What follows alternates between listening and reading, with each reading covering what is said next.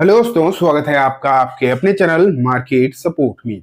दोस्तों, आज आप जैसा कि देख रहे हैं, पिछले कुछ दिनों से जो मार्केट की स्थिति खराब आपको नजर आई है, वो स्थिति एक बार फिर से आज कंटिन्यू होती हुई नजर आ रही है। खराब मार्केट की सिचुएशन में हालचाल जो फिलहाल आपको नजर आ रहे हैं, समझ बिल्कुल भी नहीं आ रहा कि आखिरकार यहाँ से मार्केट कहाँ तक गिरेगा, कि कब रुकेगा, कुछ भी आइडिया नहीं है। आज की इस वीडियो में हम यही जानने की कोशिश करेंगे कि क्या आगे हो सकता है एंड ये जो गिरावट आपको दिखाई दे रही है फिलहाल, ये कब तक कंटिन्यू हो सकती है इसी तरीके से। ठीक है, स्टार्ट करते हैं। सबसे पहले निफ्टी तो है ही आपके सामने, लेकिन मैं ओवरऑल मार्केट की पिक्चर रखूंगा।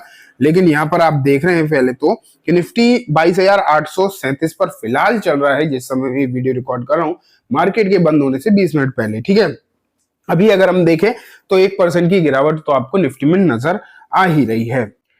लेकिन अब मैं आपको दिखाता हूँ पूरे मार्केट की पिक्चर क्या है। फिलहाल सेंसेक्स में 1% से ज्यादा की गिरावट है। वहीं अगर हम निफ्टी में देखें, निफ्टी में भी लगभग 1% से ज्यादा की गिरावट आपको नजर आ रही है। बैंक्स आधे परसेंट की गिरावट है। शुरुआत में ये और ज्यादा गिरावट थी, लेकिन थोड़ी सी रिकवरी आ गई। वहीं मिड कैप की हालचाल बहुत खराब है, 0.3% नीचे आपको मिड कैप दिखाई दे रहा है। ठीक है, अगर आज के top gainers and top losers देखें तो गेनर्स में बैंक ऑफ इंडिया है 5-5.5%, टोरेंट फार्मा, यस बैंक, कल नतीजे अच्छे आए थे इसलिए, फेडरल बैंक, ये टॉप गेनर्स है। लेकिन लूजर्स की स्थिति बहुत खराब है। लॉरस लैब 11.5% नीचे है, सीडीएसएल 11-12% नीचे है, आईडीएफसी फर्स्ट बैंक 10% नीचे है, कैम्स लगभग 8% के आसपास की गिरावट है। तो अगर आप देखोगे तो मार्केट में जो मजबूत स्टॉक्स हुआ करते थे उनकी कंडीशन बहुत बिगड़ गई है। एंड स्मॉल कैप और मिड कैप की तो खैर बात ही क्या करना, उनकी तो हालत बहुत ज्यादा खराब है। ठीक है, तो ये हालचाल आप देख रहे हैं। वोडाफोन भी 6% डाउन है। लेकिन ना मैं आपको एक्चुअली दिखाना चाह रहा था कि आप ये देखो कि और इंडेक्स जो हैं, मतलब मेन इंडेक्स के अलावा देखें, अगर जैसे कि स्मॉल कैप को देखें, स्मॉल कैप में जो भारी तबाही मची पड़ी है ना, देखो 0.4% की गिरावट है स्मॉल कैप में। कितनी? 0.4%। एंड ये गिरावट डेफिनेटली बहुत बड़ी है। मिड कैप अगर तो आप देखें, स्मॉल कैप तो टूट ही गए पूरी तरीके से। अब सेक्टोरियल देखें, ऑटो लिमिटेड डाउन है, लेकिन आईटी 3.5%। आईटी सेक्टर जो मार्केट को संभालने की कोशिश कर रहा था पिछले कुछ समय में, वो बहुत बुरी तरीके से क्रैश कर रहा है। बाकी आप सेक्टर में फार्मा देखो, बहुत अच्छा खासा गिरावट, मेटल में अच्छी खासी गिरावट है, मीडिया गिर ही रहा है। बाकी आप देखते जाओ, सभी की कंडीशन, मैन्युफैक्चरिंग की कंडीशन भी बहुत ज्यादा खराब है। तो ये स्थिति फिलहाल आपको मार्केट की ओवरऑल पिक्चर दिखा रही है। लेकिन अब मैं आपको लेकर चलता हूँ कि आखिरकार चल क्या रहा है, दिक्कत है कहाँ।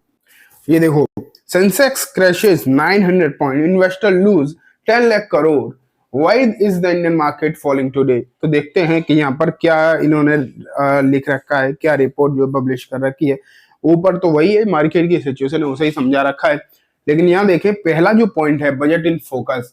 बजट में उम्मीदें जो लोगों ने लगा रखी थी, अब ये लग रहा है मार्केट की गिरावट के बाद कि कहीं ऐसा ना हो कि बजट में अगर थोड़ी भी ऊंच नीच हो गई, थोड़ी भी अगर सिचुएशन में गड़बड़ देखने को मिल गई, तो बजट के चलते बहुत तेज गिरावट आ सकती है। बेसिकली यहाँ पर ये डाउट लोगों को लग रहा है। यहाँ पर देखो, some experts believe the budget could have shades of populism, and if the government lower growth guidance or relaxes its fiscal discipline, it may further weaken the market sentiments. A populist budget may strain the fiscal deficit and result in the further weakness the rupee, the leading। mainly आप ये मान के चलिए कि यहाँ पर ये लिखा गया है कि जो बजट होगा ना, वो थोड़ा सा ऐसा आ सकता है जिससे मार्केट को दिक्कत हो सकती है। जैसे फ्री में पैसे बांटने वाली स्कीम्स, वो ज्यादा आ सकती है, उनसे मार्केट को कुछ फायदा होता नहीं है। तो ये चीजें आपको देखने को मिल सकती हैं, जिसके चलते कहीं ना कहीं मार्केट को प्रॉब्लम हो सकती है बजट को लेकर। ये भी बातें निकल कर आ रही हैं।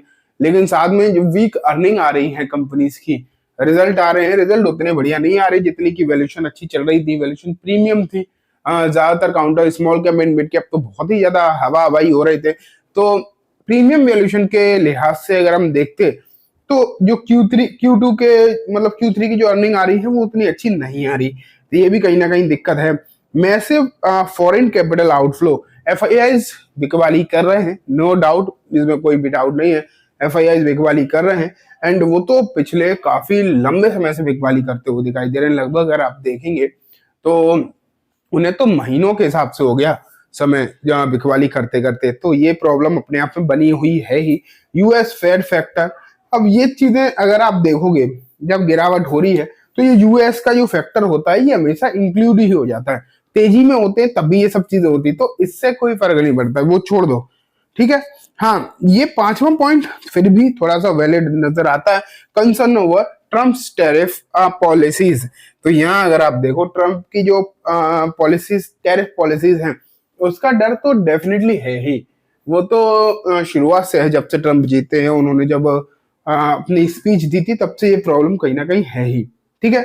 तो ये आप यहाँ पर देख पा रहे हो, अगर ऐसा इन्होंने टैरिफ वगैरह लगाए तो और प्रॉब्लम आ सकती है। तो ये सिचुएशन फिलहाल आप यहाँ पर देख पा रहे हैं। अब मैं आपको अगर बताऊं तो ये तो कुछ पॉइंट्स हो गए, लेकिन अगर आप टेक्निकल फैक्टर देखोगे तो मार्केट इतना वीक है कि कोई टेक्निकल एनालिस्ट तो इस समय पर जाकर खरीदारी की कॉल ले नहीं सकता, क्योंकि टेक्निकल एनालिस्ट क्या करते हैं, तभी खरीदारी करते हैं जब उन्हें चार्ट्स पर कहीं भी स्ट्रेंथ नजर आए। एंड स्ट्रेंथ की अगर बात करें तो इस माहौल में आपको कहीं भी स्ट्रेंथ दिखाई देगी नहीं। मार्केट अपने लगभग सभी मूविंग एवरेज को तोड़ चुका है। अगर आप निफ्टी को देखोगे तो ये निफ्टी का चार्ट है ही आपके सामने, एंड ये पता है आपको लग रहा होगा कितना, ये 200 दिन का मूविंग एवरेज है।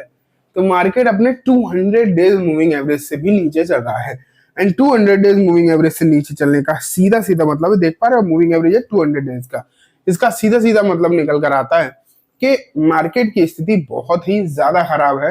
एंड जब तक कोई रिवर्सल के संकेत नहीं आते, जब तक कोई हेल्दी रिवर्सल दिखाई नहीं देगा ना, तब तक कोई खरीदारी बनती ही नहीं है।